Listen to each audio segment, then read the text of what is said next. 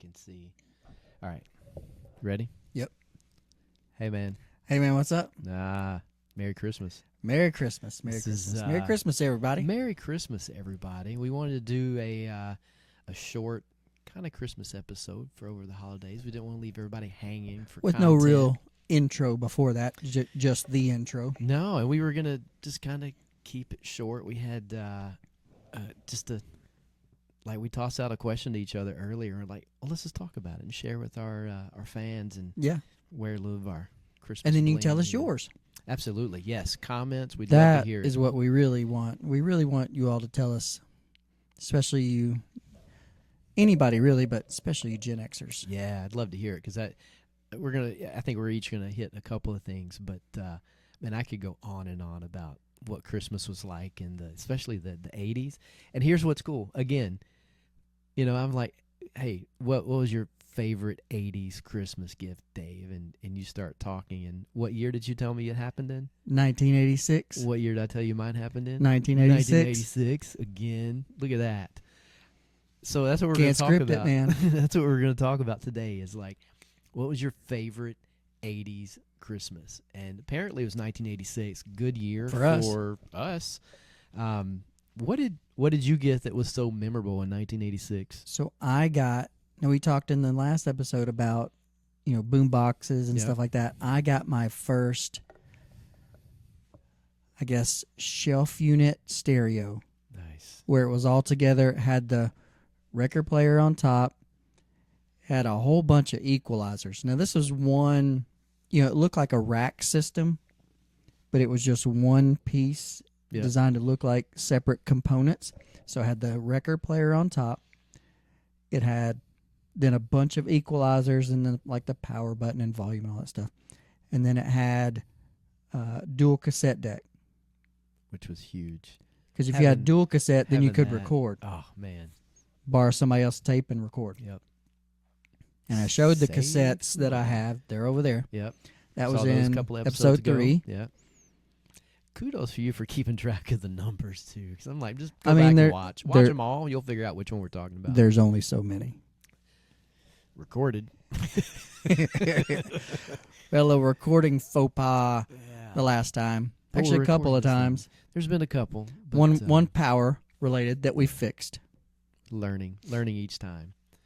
One day we'll get a real camera. Actually, in a perfect world, we're actually talking about a different set altogether that I think is going to be cool, and I may do that over the holidays because as a teacher I get a little bit of time off. So we'll play with it. God, my nose is itching. Tell me how that works out. I will help as best I can.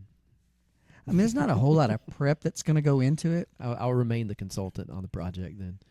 Good job. Yes. Keep doing that. I'm tech guy. You're consultant. It's so all right. So back to this stereo this system. So this is for your bedroom, right? It's for my bedroom. And it came with 2 speakers. I got that in '86. I went to college, graduated in 1990. Went to college in 1990. I had that thing all through college. I had that thing up until I can tell you when I got rid of that thing. Because that was it was kind of I had a moment. Yeah. Like, I'm getting rid of this. What brand was it?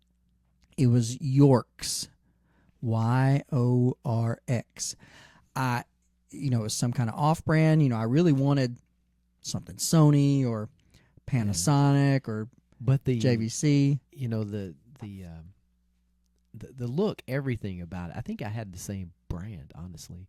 I think that was a new brand maybe that year. I think I got mine maybe the year after that. But it became a brand that people knew about. Right. But it wasn't just like, oh, you got a Yorks. It wasn't, top tier or anything like that. It was very, mid. It was okay. Yeah, and I think that being able to look at the equalizer on the front and seeing everything and being able to control, what's going up and down. How much bass you got, how much. Yes. Having that much power to the music was fantastic. Yep. And so was that like a Christmas day? That was a Christmas came out, and that was under the tree. Oh. And I was like, and I know for a lot of people this is a thing, but especially for us, Gen Xers having cassettes that we could record on, because our parents before us had records, and you had a record or you didn't. Right. If There's you had no a, recording. if you had a cassette, and even 8 tracks, you had an 8-track or you didn't. But if you had a cassette, you could record. Oh, yeah. So you could record off the radio. Someone else's. Someone, you bought a tape. I didn't buy it or didn't want to buy it, whatever. No. I would just take yours and I would dub it. High-speed dubbing. Only one person had to get the Columbia House penny for. Oh, man. There's no telling how much I really owe them. For Y'all remember Columbia House? You get 12 cassettes for a penny. and then you have to buy 12 more at Yeah, the to normal buy- price over the Right. You get one a month, right? Right. Yeah. Something like that at regular price, which was more than what they were at the record store. Oh, it was insane. Like I mean, like everyone else, I would sign up for a penny, get And- them all, and then move. cancel. And then move. But that was really hard to do. It was. Cancel. It was like, oh no, that's not how this works. Well, yeah, because you had to write in like an actual You had letter. to send a letter. You had to Like- send a letter with a stamp. I have experienced financial difficulty because I am 12 and I have no income. You entered into a contract with a minor. I found a penny, which is how I got myself into this predicament. Well, I mean, we could always use the argument, hey, we're a minor. Contracts with minors are invalid. I didn't feel that at the time, though. I really felt the pressure of like, Oh, man, I felt like I owe they're these people money. they're gonna come knock on my door.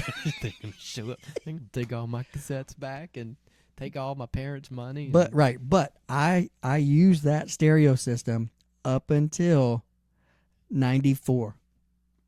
Nice. So you got a good amount of use out of it too. I did. That's- I did. And the only reason I got rid of it was because I went and bought myself actual Sony components and Infinity speakers, 5 of which you can see in this room from 94. Quality.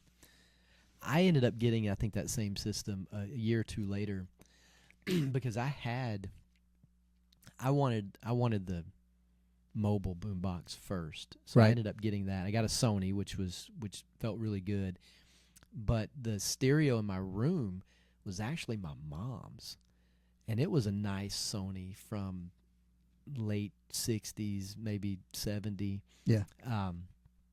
That I had probably until 88, 89, so a couple more years before I got a new one for the room that was my own. But yeah, I used hers, and it was an 8-track, so there was no cassette. So that's why the boombox came into play. Yeah, there's an 8-track in my But, dad's van. I remember that. We were going to school in that too. Yeah, we did. And making full use of all the audio. in Full there, size man. van. This is not a minivan we're talking about. We're talking like, Oh, dude, that was definitely a van somebody should have been working on, and probably did at some point after.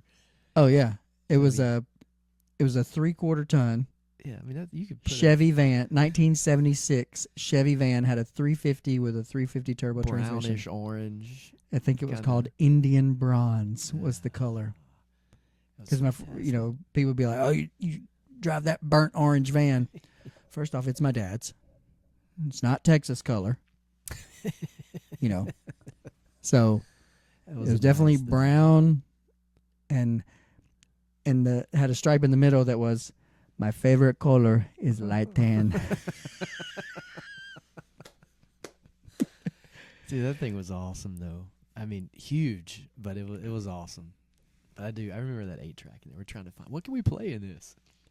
There's a couple. Dad had 3 8-tracks that he kept in there.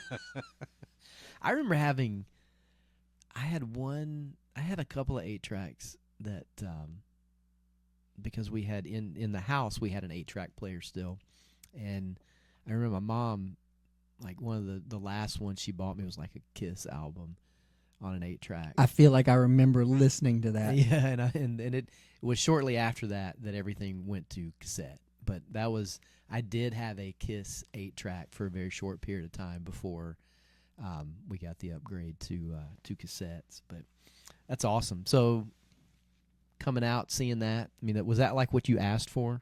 I asked for a stereo system of some Okay. sort. Did you shop through the Sears catalog and pick anything Oh, out, or give Sears catalog. some pointers? Yes, and I don't think that was any of the ones that I circled. I don't know that it was in the Sears catalog.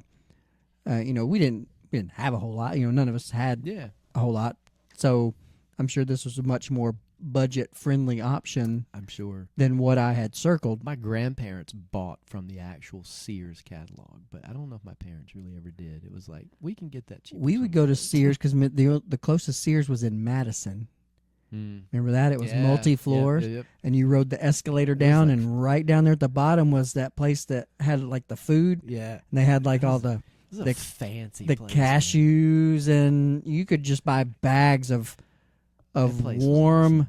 cashews and walnut, all that kind of stuff, and it was just like, You felt like this is oh, you're high society. This is nice, Right. Yeah, I do remember that. I remember like the for those of you that don't know, I'm sure all of our Xers know, the Sears catalog was the epitome of everything that was available. That's how you Christmas shop. You didn't make an Yeah. Amazon wish list like you do now. No. That's how you did it. Sears catalog had everything from, I mean, all their Clothes. clothes, toys, hardware, sporting goods. I mean, literally anything you could imagine was in this catalog. It would be kind of like if Walmart had a catalog, not like an actual book, yeah, like as thick as a phone book. thick as a phone book, and you would get You that would a just go couple through it. times a year. and they were very strategic about when they sent that out. Oh, yeah, absolutely. And you would get that thing about, I don't know what, maybe mid-October, and you'd just be like, oh. And as a kid, you're like, oh my gosh. Look And at then you would just go through. Anytime you got a new Sears catalog in the mail, it was just because you didn't fit in the mailbox. They folded up in the mailbox, and you go to the mailbox, you'd be like, the new Sears catalog came today, and you would go and just fold pages over, like the corners of the pages, and you would circle stuff. And and my mom would be all, she'd be like, Christmas not for a couple more months. I don't know what you're doing. just helping you out. I'm I'm just just pre-planned. Just trying If to make you can't stuff get it easy. through Sears, you can go put it on layaway at At Kmart. Kmart. Pay for it over the next 3 months, and then Right. it'll be good. That's awesome. So my So what was your best 80s Christmas gift / memory? So in 1986 as well. 1986 was a big collector year for me. I was into baseball cards. I was into coin collecting, and just the two kind of merged. And that was the year. I think 1986 was the year that the Statue of Liberty, the 100-year anniversary, and there was like a remodel of the Statue of Liberty, and they like did a coin for it and all this other stuff. So Christmas, I got two things that I was really wanting. As little nerdy Chris was like, I really want this commemorative Statue of Liberty coin, which I got. And You still have I it? still have it. I do. Nice. It's still in the plastic. Never opened it. Nice. So I have that, and then the 1986 Topps baseball card set, which And when you said that, I said, you said, "Oh, I have that. I have that." I can get it in a minute and a half. Did you get it in a minute and a half? Look at this. This dude has got 1986 Topps. Let me tell you what I did with this. I bought this. I took all the cards out and put them in numerical order because they're numbered. Yep. 1 through I think 792. Something. Don't like ask that. me why I Yeah. remember that. No idea why you. I just remember things. I put them all in number order, put them in this box, and I've opened the box to look at them, but I have not taken any of these cards out since 1986. Now, they're not necessarily straight, Pristine condition though. but every single one of them in order is in here. Now, who are some of the people that are in this? I was just say, and some of our ex friends are going to really appreciate this because these are names that a lot of people may not recognize anymore. I know Pete Rose just passed away recently, Very so recently. I yes. know that people may be like, oh yeah, that old baseball player. But in 1986, Pete Rose was Pete still, Rose was the man. he was still the stuff. I remember going to the baseball card show over at Opryland, and Mhm. I didn't pay to go in there and get his autograph, but I got close to the room, and I think it was Pete Rose and Joe DiMaggio, I think at the time, were signing autographs, and Joe was from the 60s, I think, so he was like old. Yeah. And Pete Rose were in there, so yeah, I'm over there peeking and seeing, but Pete Rose is in there, Tony Gwynn, Eddie Murray, Darryl Strawberry, Nolan Ryan, Dwight Gooden would have been in that. Dwight Gooden. I mean, just I'm looking at all these Because '86 names. is when the Mets won the World Series. Kirby Puckett, George Brett, Kyle Ripken. I mean, I just like all these names I recognize, like Wade Boggs, Roger Clemens, Reggie Jackson was still playing. I mean, dude, just some like baseball icons. Unlike you, I sold my set probably in the early 2000s. I had the '86 Topps. I had may have been the '86 Topps football cards as well, Sounds right. and there was some Joe Montana. There were some big names. Jerry Rice. Jerry Rice. They were all in there. I actually sold both those sets and made some good money back then. I do still have my portfolio of baseball cards where Just like the singles. just the singles of like, oh, I want this one, I want that one. I still have that whole stack. So a lot of these cards from '86, I had doubles of, which is why I didn't mind selling the set. So apologies to my parents or grandparents, whoever bought me that for Christmas. I did sell it. You got I return didn't on their need investment. it for. I didn't sell it for any. I didn't sell it to buy anything weird or anything. I just, didn't. I don't I even- didn't want them to get destroyed or damaged, and didn't have a place to keep them. I don't even so- know what that's worth. I mean, No idea. I will look it up. Yeah, it's. Or if somebody wants to tell me before I was look saying, it up. I at some point I'd love to go through my portfolio and see who I actually See what you have got. in there. Yeah, because I had there a were few. a couple that I went pretty far into to find, but yeah, I mean coming, and I was a little more very same. I went through because again you could get the baseball cards through the Sears catalog. I'm pretty Right. sure I went in there and circled that and wrote my name on it. And, I think I got this set at Moskovitz. Oh, Remember Moskovitz? I remember Moskovitz. There's Remember- probably some people out there that remember Yeah. it too. You remember we took our entire McDonald's check, That went very and bought first Air page. Jordans. Yeah, dude. You bought the white ones, I bought the black ones. They just hand over the whole check. And it was $106.66. Yeah, I was to say Because it was $99.99 and then tax 6.5% sales tax or whatever that is. But yeah, I remember at the that. time. It's a lot more than that now in It's, Tennessee. But That was a good purchase. I love those shoes. oh yeah, if I uh, still had, if I'd have had those shoes now, I'm sure, crazy. I do have a pair of Jordans. I do not. That was the only pair of Jordans I ever bought. They don't fit me. These are for collector purposes only. I have a size 12. Actually, I may have had a pair of the original like red and black ones. I feel like I did. I feel like you did. Yeah. So maybe I had two pair of Jordans. These are, I don't even know exactly what they are, Mm.